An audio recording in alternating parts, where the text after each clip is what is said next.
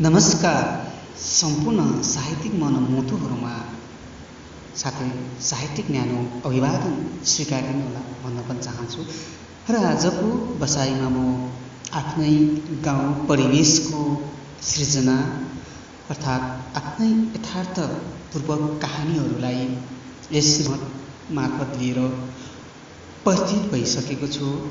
अवश्य पनि सुनेर तपाईहरूले सल्लाह अनि सुझाव प्रतिक्रिया पक्कै पनि दिनुहुनेछ भन्ने आशावादी छु। र म आज आफ्नै गजललाई वाचन गर्न गइरहेको छु। सुनेर सल्लाह सुझाव दिनुहोला भन्न पनि चाहन्छु। यसरी हुन्छन् मेरा गजलका केही शेरहरू। लिस्ने र कोठीभिरको खोली छ गाउँमा, लिस्ने र कोठीभिरको खोली छ गाउँमा, कुरौतेको समाजको छुट्टै टोली छ गाउँमा, कुरौते समाजको छुट्टै टोली छ गाउँमा। छोड गाउँ भन्दै मेरो विरोध गर्छन् त्यहाँ, छोड गाउँ भन्दै मेरो विरोध गर्छन् त्यहाँ। तर आमाको फाटेको चोली छ गाउँमा, तर आमाको फाटेको चोली छ गाउँमा, कुरौते समाजको छुट्टै टोली छ गाउँमा।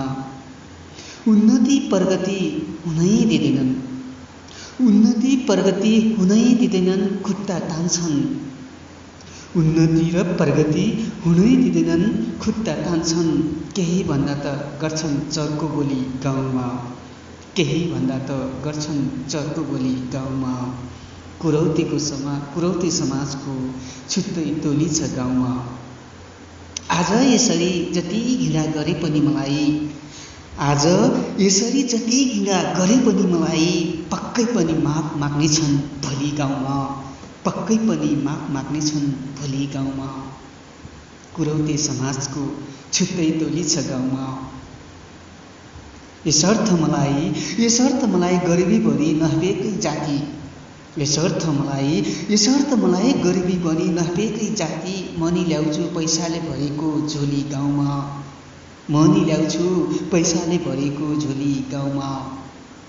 कुरौते समाजको छुट्टै टोली छ गाउँमा, कुरौते टोलीको छुट्टै छ गाउँमा।